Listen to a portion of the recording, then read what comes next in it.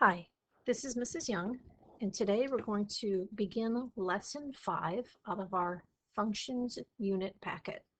Um, right now in your packet, I'd like you to open it up to page 21. And for your bell ringer today, I'm going to have you work on these 4 problems right here on page 21. So again, get out your functions packet, open it to page 21, and work on these 4 problems. It says write an equation in slope-intercept form for each of the graphs shown below. So remember, we did this in yesterday's lesson, and we also did it in the previous unit. You want to find 2 points on the line to help you make your slope triangle. So like I'll give you A as an example. Here's 2 points. Draw your slope triangle to calculate your slope. Observe what your y-intercept is, and then you're going to write the equation in slope-intercept form, y equals mx plus b. So in this first one, my rise over my run, again, I'm going up, this is going by ones, so it's going up 1, 2, 3, and then my run, it's going across 4. That means that my slope is 3 over 4, rise over run. My y-intercept is just where the line is crossing the y-axis, which is at 2.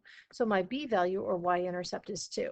So plugging that into my slope-intercept form, I can say the equation is y equals 3/4 x plus 2. So there's my equation in slope-intercept form for the first one.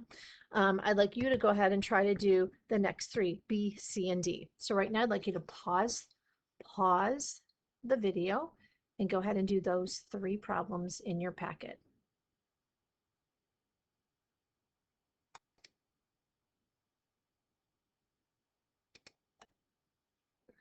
So now checking your answers. For letter B, you should have y equals 4x plus 0, or maybe you just wrote it as y equals 4x. For letter C, you should have y equals negative 1x plus 9, or maybe you just wrote y equals negative x plus 9. And then for letter D, you should have y equals 5x plus 50. Again, notice like in letter D, their y-axis was going by 10. So when you go up 1 square, that was 10. And then your run going across 2, 10 over 2 gave us a slope of 5. So you're going to always pay attention to the scale when you're looking at your rise over run for your slope. Next, we are going to go ahead and check our homework answers. So right now you're going to flip back in your packet to where the homework from yesterday is. Which I believe that was on page 18 and 19. So flip over to page 18 and we can go ahead and check our homework answers. So in number 1 on page 18, it says the cabin that Jake and his friends chose charges an initial fee plus a cost per night. So looking at our graph, we can see we made a slope triangle, rise over run. Again, we're going by 50. So when you go up 3 squares, that's 50, 100, 150. So the rise is 150 and the run, we're going across 2. 150 over 2 or 150 divided by 2 is 75. And then my y-intercept, where it crosses the y-axis, is 50. So taking those 2 values, we can go ahead and write our equation in slope-intercept form, y equals mx plus b. So plugging in those values for m and b, you should have y equals 75x plus 50. What does the slope represent? Remember, slope is the change in y over the change in x. So it's the cost per night. So the cost for the cabin is $75 per night. What does the y-intercept represent? It represents that initial fee because they start off with some initial fee and then they add to it a recurring cost per night. So the initial fee is $50. On to number 2.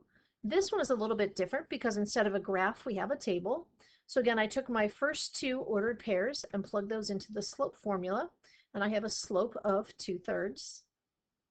My y-intercept in your table, you look for an x value of 0, and that corresponding y value is your y-intercept. So if I have a y-intercept of 600 and a slope of 2/3, that means that my equation is y equals 2/3 x plus 600. What does the slope represent? Again, remember that's the change in y over the change in x.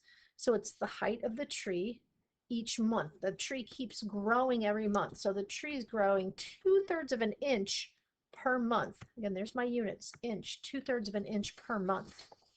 What does the y-intercept represent?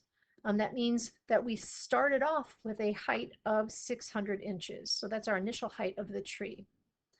In number 3, which of the situations above are proportional?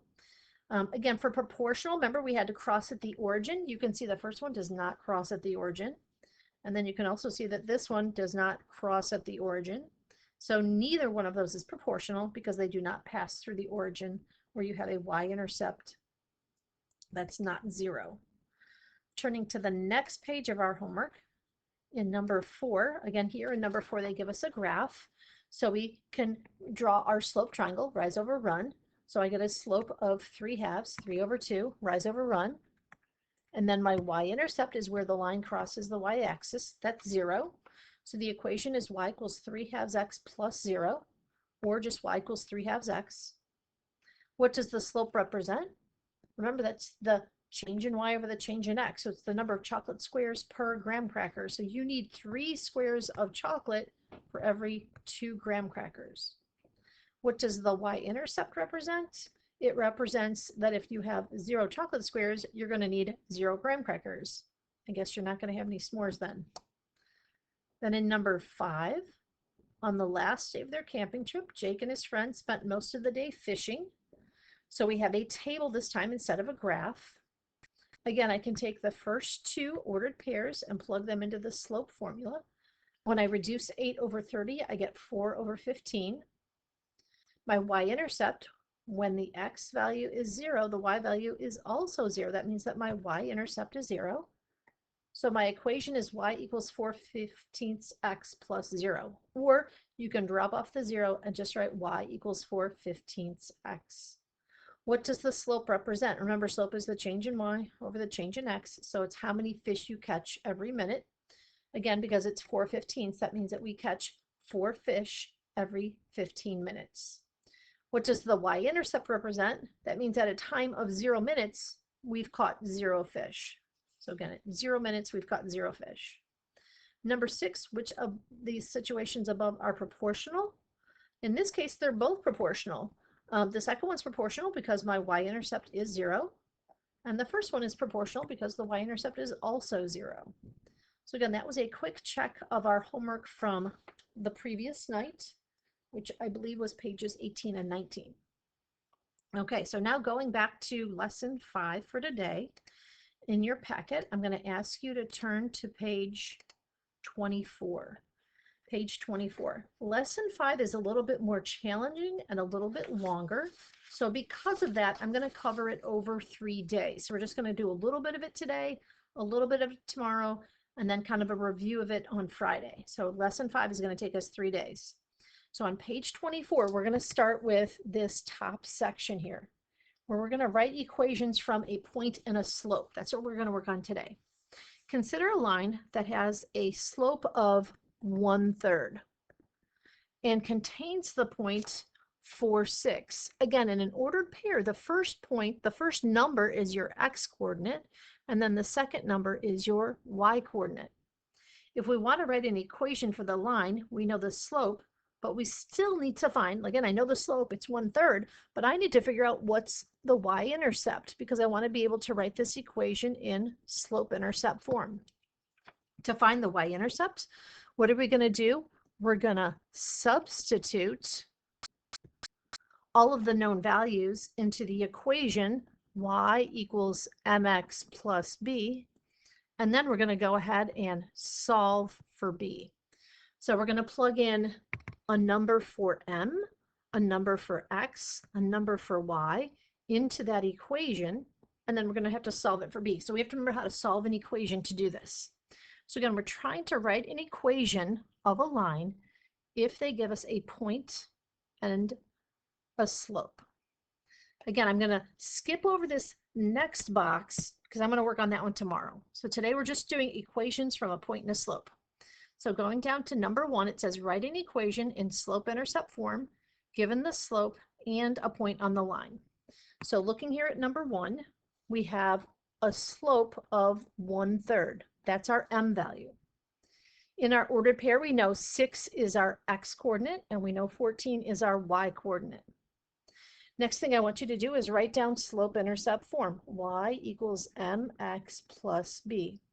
Now we're going to take an m value of 1/3 and plug that in for m. That's our slope.